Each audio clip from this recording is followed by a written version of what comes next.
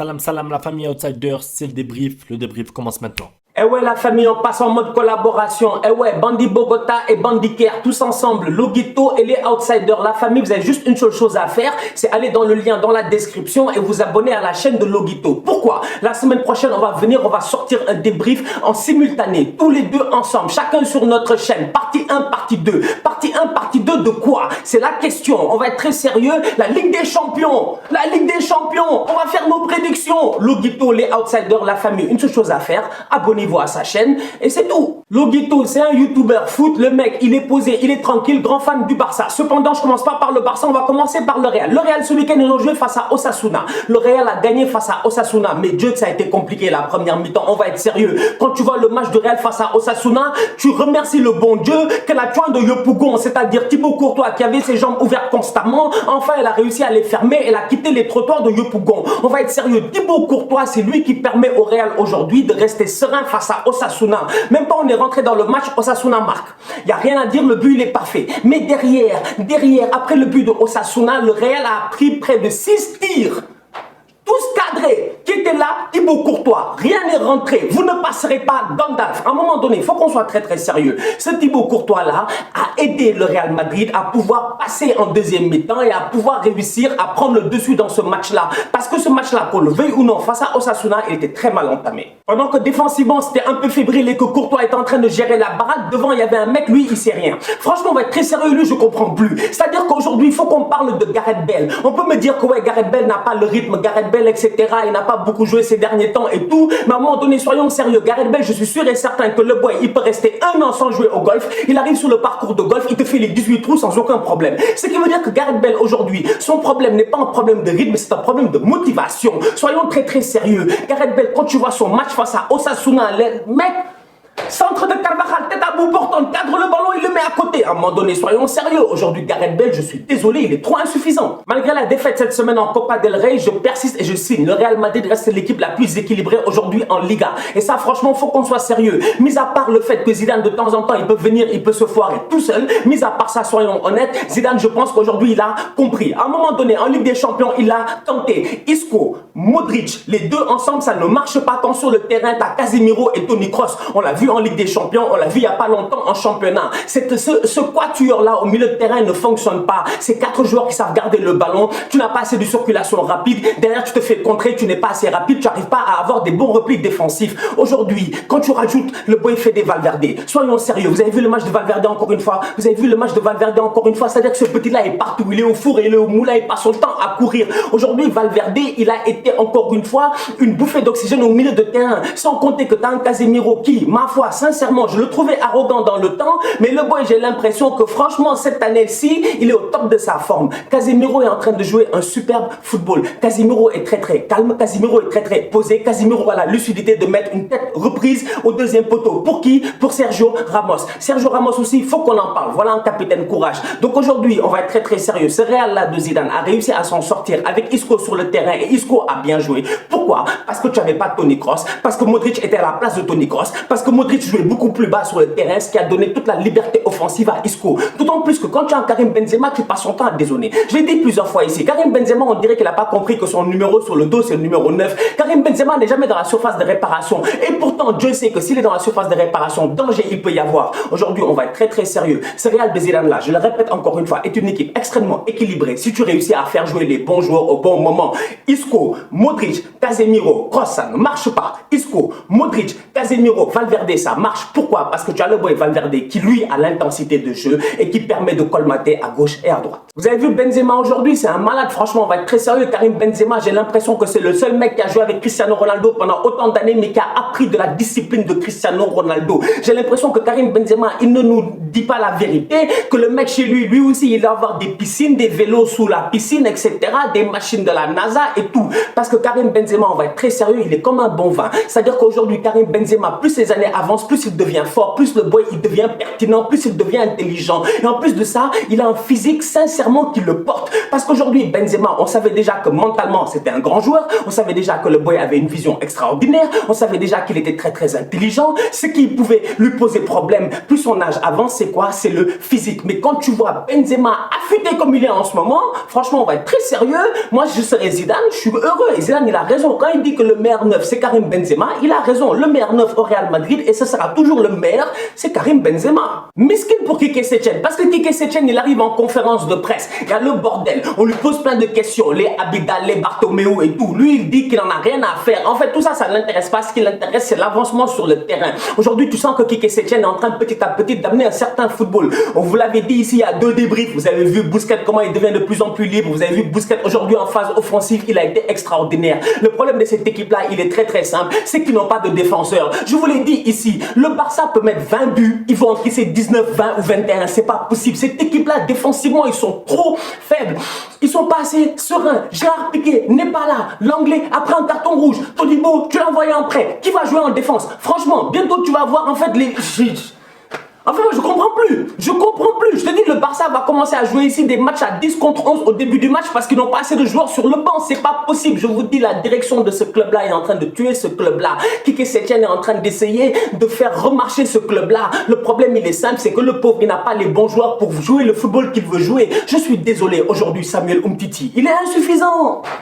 Il est insuffisant. Dans sa carrière, il a cassé la démarche, il a mis des buts en demi-finale face à la Belgique qui nous a vendu du rêve et tout, mais aujourd'hui, Umtiti, il est insuffisant. Franchement, on va être très sérieux. Aujourd'hui, on peut parler jusqu'à demain, mais Sergio Roberto, tu le fais jouer et tout. Oui, c'est un boy qui peut colmater, qui peut aider, etc. et tout. Il est insuffisant. Firpo, il est insuffisant. L'anglais, il a marqué aujourd'hui, il s'en est sorti, mais sinon, il est insuffisant. En fait, dans cette équipe-là, il y a trop de joueurs qui sont insuffisants. Tu comptes le nombre de joueurs qui peuvent jouer avec le niveau du Barça.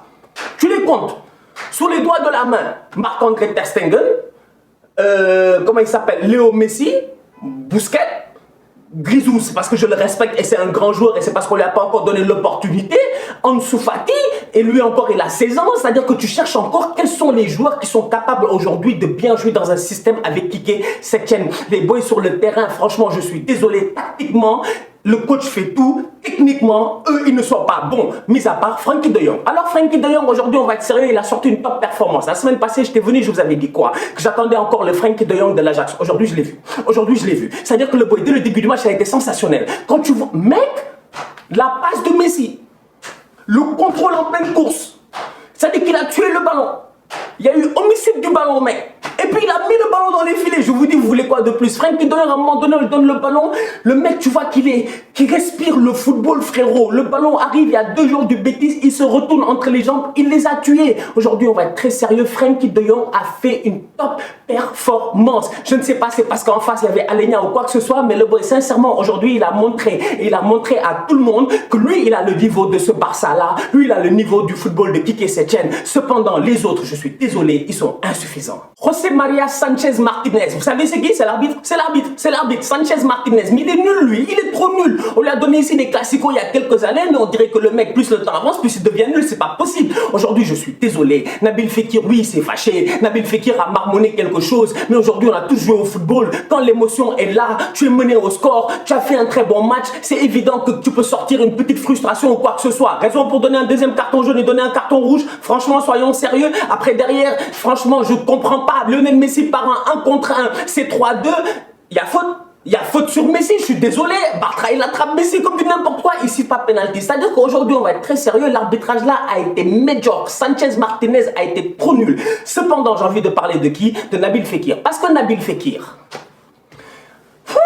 Nabil Fekir, il a fait un match de fakir. C'est-à-dire qu'on va être très sérieux, son match était mystique, frérot. Tu comprends pas. Fekir, à chaque fois qu'il joue le Barça, j'ai l'impression qu'il marque. Fekir, à chaque fois qu'il joue le Barça, j'ai l'impression qu'il sort tout ce qu'il a. J'ai l'impression que Fekir, son rêve, c'est de jouer pour le Barça. Parce que franchement, Fekir, encore une fois, aujourd'hui, dommage qu'il prenne un carton rouge, mais on va être très sérieux, il a sorti une top performance. Le premier but, c'est qui? C'est Nabil Fekir. Le mec, on n'a même pas commencé le match 5 minutes, il prend le ballon et il ramasse 3 joueurs. Il ramasse 3 joueurs. Il rentre, il enroule le ballon sans sans aucun problème. Il y a main de l'anglais, rien à dire. Penalty, Canales vient. Canales, je ne me trompe pas, c'est un ancien du Real. Il arrive, il claque son penalty, il n'a pas tremblé. Fekir, ensuite, on lui redonne l'action, l'opportunité de pouvoir claquer une frappe en sachant pertinemment que cette frappe de Nabil Fekir là qu'il a mise aujourd'hui, il a mise la même face à Ederson en Ligue des Champions. Et ceux qui s'en rappelleront. On va être très sérieux. Nabil Fekir, voilà un boy à qui il ne faut pas donner beaucoup d'espace. D'où la raison pour laquelle je dis encore une fois que cette dépense du Barça là, elle m'inquiète.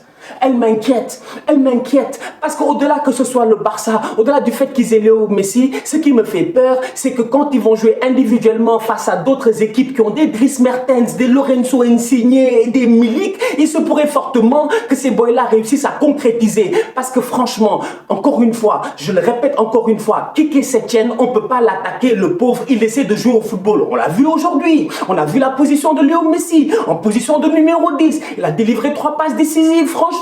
Léo Messi était au service du collectif. C'est ça dont on a besoin de Léo Messi. Donc tu vois que Kike Setien est en train d'essayer, comme je vous l'ai dit la dernière fois, de transformer cette équipe-là, de la métamorphoser. Le problème, il est simple, c'est qu'il y a des boys dans cette équipe-là, ils ne sont pas transformables. Ils ne sont pas transformables. Franchement, je suis désolé, ils ne sont pas transformables. Il y a des boys dans cette équipe-là, on peut jouer 20 ans, ils auront toujours le même niveau. Il y a eu des buts dans tous les gros matchs ce week-end. Le Real a gagné 4-1, le Barça a gagné 3-2, le Bayern, ils sont venus face à Leipzig, ils ont fait 0-0. On va être très très sérieux, superbe match. D'abord, en passant, j'ai envie de parler de qui? De Alphonso Davies. Le petit, il est canadien. Franchement, on va être sérieux, le petit est canadien. C'est-à-dire qu'aujourd'hui, en fait, c'est une anomalie dans le football, on ne comprend pas. C'est-à-dire que le petit Alphonso Davies, là, c'est un Canadien, le boy est trop fort. Latéral gauche, il est énorme. Aujourd'hui, le repositionnement tactique sous Hans-Dieter Flick de Alaba en défense centrale est juste magnifique. Pourquoi? Parce que ça donne tellement de liberté à Alphonso Davies sur le côté gauche. Aujourd'hui, qui était le latéral gauche au Bayern de Munich, c'était qui? C'était Alaba. Alaba, aujourd'hui, il est dans l'axe central. Donc, du coup, ça donne toute cette liberté à Alphonso Davies qui a tout le couloir. Le mec, il part comme n'importe quoi. Il est trop rapide. Sa conduite de balle est parfaite. Le ballon ne lui échappe pas. Derrière, quand il y a des contres, qui est là pour couvrir? Alaba. Évidemment, il a la vitesse. Aujourd'hui, franchement, le Bayern aurait pu gagner ce match-là, mais ce match-là aurait pu aller des deux côtés. D'ailleurs, en passant, il y avait un bandit dans les tribunes. Il y avait un bandit dans les tribunes. Eh ouais, José le truculent. J'ai dit José le truculent. Vous savez pas c'est quoi truculent?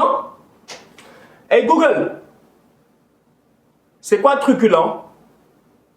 Truculent, vieux, qui a une apparence farouche terrible. Voilà. Vieux qui a une apparence farouche terrible. Vous pensez réellement que ça c'est pas José Mourinho? Je dis José Mourinho est truculent. Il est venu aujourd'hui, il était habillé, on aurait dit, je te dis, un inspecteur gadget. Le gars a mis le chapeau, l'écharpe, le truc, etc. pour se cacher. Tout ça pour venir quoi? Pour venir superviser Leipzig. Pourquoi? Parce que Tottenham de José Mourinho va jouer contre Leipzig. Et moi j'ai envie de dire à José Mourinho, attention à un joueur, Upamecano. Eh oui, Upamecano. Mais d'ailleurs, il est dangereux. Mais aujourd'hui, il y avait un match dans le match entre Robert Lewandowski et Upamecano. Mais Upamecano, c'est un gros bébé, c'est un gros monstre. C'est-à-dire que le boy, aujourd'hui, il va vite. Son placement est parfait. Il a failli faire une petite erreur. Heureusement qu'il y avait hors-jeu. Mais franchement, Upamecano, il a sorti une top performance. Ce qui me fait dire quoi? Que c'est Leipzig-là qui va jouer Tottenham. J'ai déjà peur pour eux. Pourquoi? J'ai peur pour Tottenham. Pourquoi? Parce qu'aujourd'hui, Tottenham n'a pas arrêté. Leipzig a une superbe défense. Et Leipzig, on les a vus aujourd'hui face au Bayern. En contre-attaque, il peut faire du très sale si Timo Werner se gère. Parce que Timo Werner, aujourd'hui, franchement, il aurait dû tuer le match. Il aurait dû tuer le match. Il aurait dû tuer le match. Sincèrement, il aurait dû tuer le match. Le boy Nkunku lui donne un ballon parfait, plat du pied, sécurité, il envoie le ballon à côté. On va être très sérieux. Ce match-là a été énormément intéressant. Bayern de Munich, Leipzig, c'est 0-0. Le championnat, il est vachement serré aujourd'hui au top de la Bundesliga. Jamais la Bundesliga n'a été aussi serrée à ce stade-ci de la compétition. En fait, c'est comme la Serie A. C'est-à-dire qu'aujourd'hui, j'ai l'impression que enfin certaines équipes dans ces pays-là sont en train de se réveiller. Et ça, franchement, ça fait plaisir. Parce que Leipzig, qu'on le veuille ou non, aujourd'hui, c'est la seule équipe cette saison qui a réussi à faire un match contre le Bayern et à ne pas encaisser de but. Le Bayern a mis ici des 7-0, je sais pas quoi à Tottenham, soyons sérieux, des 7 buts là-bas, des 4 buts là-bas, etc. Ils sont arrivés aujourd'hui face à du Upamecano et sincèrement, ils n'ont pas marqué. J'avais parlé ici de l'effet Zlatan Ibrahimovic, de l'effet placebo de Zlatan Ibrahimovic au Milan AC. Depuis qu'il est arrivé, cette équipe n'avait pas eu de défaite. Franchement, cette équipe-là est devenue presque imbattable. Aujourd'hui, le Milan AC, ils arrivent face à l'Inter. À la mi-temps, ils mènent 2-0. À la mi-temps, ils mènent 2-0. On est tous choqués. On comprend pas. Je me dis, waouh, l'effet placebo et tout. Le problème, il est simple. C'est qu'en regardant le match, je me suis dit, ils vont pas tenir. Pourquoi ils vont pas tenir? Parce que l'intensité qu'ils avaient mis en première mi-temps, franchement, on va être très sérieux. Tu peux pas tenir 90 minutes comme ça. Les Milanais en première mi-temps, ils ont mis un de ces pressings, frérot. Oh. Mais ça court à gauche et à droite, tu comprends pas. 1, 2, 3, tu vois les Théo débouler là-bas, les gars débouler là-bas. Ils étaient en mode à l'abordage et tout, tu comprenais pas. Les Milanais aujourd'hui, en 45 minutes, ils ont tout donné. Après, Antonio Conte, il va dans les vestiaires. Toi-même, tu sais qu'il a dû péter un câble. Nous tous, on connaît Antonio Conte. Il a dû insulter chacun de ses joueurs de A à Z. Les boys sont rentrés en deuxième mi-temps. En 15 minutes, ils ont claqué 3 buts. Je vous répète encore une fois, en deuxième mi-temps, l'Inter de Milan, en 15 minutes, a claqué 3 buts. En 90 minutes, ils ont claqué 4 buts. Ils ont fait une superbe remonta aujourd'hui chez eux à Giuseppe Meazza face au Milan AC. Et sincèrement, on va être très sérieux. C'est ça la touche Antonio Conte. C'est-à-dire qu'Antonio Conte aujourd'hui, il est capable de remobiliser une équipe qui est à terre, une équipe qui mentalement, tu as l'impression qu'après 45 minutes, c'est fini. Antonio Conte est capable de donner un deuxième souffle à cette équipe-là, juste parce que le gars est trop actif sur la ligne de touche, juste parce que le gars passe son temps à parler. Et en plus de ça, le gars a su faire les bons achats cet été. Excusez-moi, cet hiver.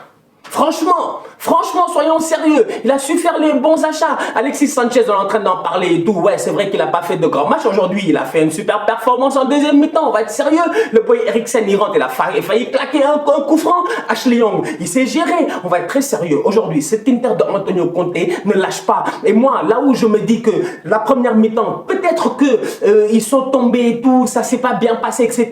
Parce que physiquement, le Milan AC avait le dessus, l'intensité et tout. Mais au-delà de ça, dis-toi qu'aujourd'hui, l'Inter de Milan a joué un match, un derby, sans 2 de ses top players.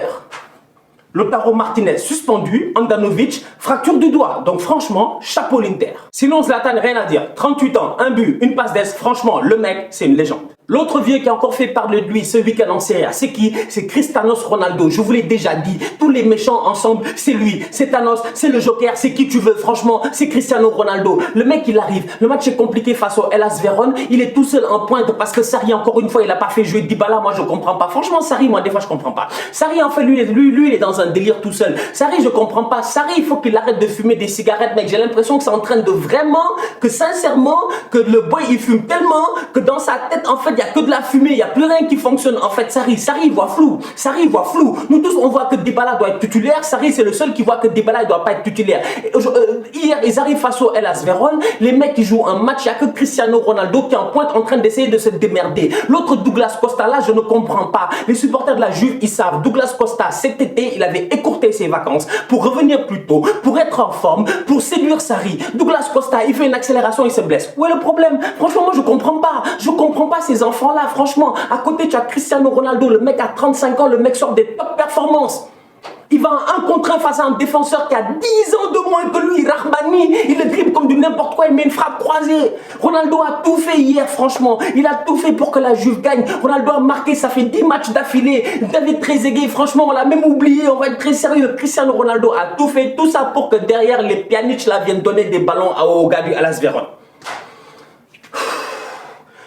Tout ça pour que derrière des Pazzini, mes frères Pazzini, mais je te dis, il y a des jeunes ici, je peux jurer sur tout ce que j'ai, ils ne connaissent pas Pazzini. Nous, on connaît Pazzini, on regarde le foot depuis trop longtemps, mais des Pazzini sont venus pour marquer. Franchement, Mauricio Sarri, en toute honnêteté, j'ai peur pour son équipe. Parce qu'aujourd'hui, quand je vois le match que Lyon a fait face au Paris Saint-Germain, j'ai envie de dire une chose, heureusement que c'est un match aller-retour, parce que si ça avait été que 90 minutes comme en Copa del Rey, Lyon, ils sont capables de faire un hold-up face à la Juventus, Cristiano Ronaldo ou pas. Pourquoi? Parce que sur le banc, Mauricio Sarri, je suis désolé, il ne se gère pas. On est à 8-9 jours, je pense, du match face à Dortmund et le PSG m'inquiète. Le PSG m'inquiète. Moi, je sais pas pour vous, mais moi, le PSG m'inquiète. Pourquoi le PSG m'inquiète? Pas parce que je pense qu'ils vont gagner avec des champions ou quoi que ce soit. Non, franchement, moi-même, je ne le pense pas, je ne le penserai jamais. Le problème, c'est pas ça. Le problème, c'est que le Paris Saint-Germain, aujourd'hui, sur le terrain, il m'inquiète. La semaine passée, je vous ai dit quoi dans mon débrief? Je suis fatigué de vous avertir. Je vous ai dit avertissement ambulant. La semaine passée, je suis venu, je vous ai dit quoi? Je vous ai dit que le PSG, il joue face à Nantes. Les Nantais marquent un but. Les Parisiens sont en panique. Aujourd'hui, ils jouent face à Lyon.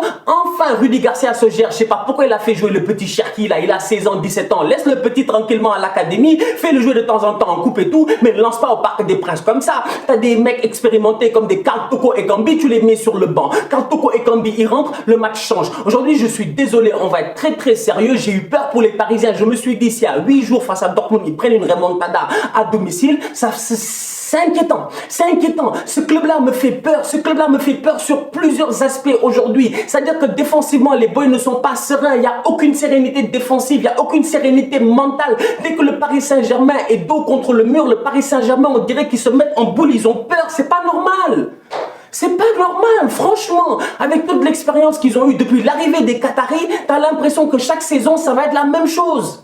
Je dis que le PSG me fait peur parce que quand tu vois le début de match des Lyonnais, t'as de quoi avoir peur. Franchement, on va être très sérieux. Même quand on a fait 5 minutes dans le match, le PSG a perdu 6 ballons. Le PSG a perdu genre 6 ou 5 ballons en même pas 5-6 minutes de jeu. Kurzawa, il était à l'ouest. Aujourd'hui, je suis désolé. Ce club-là, oui, c'est la Ligue 1. Oui, ils vont gagner des matchs et tout. Sauf qu'à chaque match, on voit un symptôme. On voit quelque chose qui ne marche pas. On voit une erreur symptomatique. Aujourd'hui, encore une fois, je le dis, c'est le mental. Ce club-là me fait peur. Je le dis encore une fois, ce club-là me fait peur parce que leurs supporters, eux, c'est des rêveurs. Ils sont cons. Mais d'ailleurs, leur slogan, c'est rêvons en grand. Côté lyonnais, j'ai juste envie de leur dire, les gars, gérez votre défense parce qu'on va être très sérieux. Autant le compte son camp, c'est du n'importe quoi. J'ai jamais vu ça. C'est le compte son camp le plus débile de la saison. Franchement, le boy, il a claqué le ballon comme si c'était un attaquant. Au-delà de ça, j'ai envie de dire aux Lyonnais et à leur gardien Anthony Lopez, frère, fait des efforts. Anthony Lopez, aujourd'hui, il a assez d'expérience pour savoir quoi? Que Di Maria a l'habitude d'ouvrir son pied et de mettre le ballon côté gauche. Le problème, il est simple, c'est que tu as 2 défenseurs sur Di Maria. Donc, du coup, l'angle de frappe de Di Maria est fermé. Anthony Lopez, quand même, il anticipe. Dommage, il se fait prendre le premier poteau. Rookie. Sinon, Dimitri Payet, dans la même semaine, il a mis 2 super buts et Marseille continue à gagner. Sinon, d'un autre côté, il y a Sheffield United. On est là en train de s'amuser. Toute la première ligue en vacances. Eux, ils avaient un match à jouer. Et Sheffield United, ils sont 5e. C'est-à-dire que si on fait les fous ici, Sheffield va aller en Ligue des Champions. On se capte cette semaine pour un nouveau débrief avec un Juventus Milan AC Coppa Italia qui va être à ne pas rater. Quand je vois le match qu'a fait Zlatan Ibrahimovic, j'ai hâte de le voir face à Cristiano Ronaldo. Les deux ensemble, l'un contre l'autre, ça va être intéressant comme jaja. Je pense que la dernière fois qu'ils ont joué ensemble, c'était pas Portugal-Suède aussi ou un truc comme ça. Mec, ça fait longtemps. Pas le jour où Ronaldo a mis un triplé, un truc comme ça. Bref, je me rappelle même plus. Sinon, la famille, n'oubliez pas, le lien est dans la description pour la chaîne de Loguito. Allez vous abonner à lui, grand fan du Barça. Et du coup, voilà, on va faire une vidéo ensemble, ça va être intéressant, on va se faire plaisir, les prédictions de la Ligue des Champions, il va mettre une vidéo partie 1 dans sur sa page, je vais mettre la partie 2 sur ma page, ou je vais mettre la partie 1 sur ma page, je vais mettre la partie 2 sur sa page, bref, abonnez-vous aux 2 pages, que tout le monde se gère, allez dans le lien dans la description. On se capte cette semaine pour un nouveau débrief, on continue à liker, on continue à partager, vous savez ce que vous avez à faire. Dernière chose, shout out à Jules Pirlo. Ouais, Jules Pirlo, il va se reconnaître, c'est un boy sur Twitter, moi-même je comprends pas. Le boy là, en fait, il me tag sur tout et n'importe quoi, et franchement, boy, Jules Pirlo, tu es mon statisticien. Frérot, des fois, il y a des trucs, ça me passe sous le nez. Et Jules Pirlo, il m'a tagué dessus. Je le revois et je me dis, ah, il a raison. Franchement, mon frère, merci beaucoup. Tu m'aides dans mon travail. C'est un truc de malade. On s'est jamais vu. Mais voilà, je tenais à te remercier quand même. Donc, on se capte très bientôt pour un nouveau débrief. On like, on partage, on active la cloche. Vous savez quoi faire. Tous outsiders.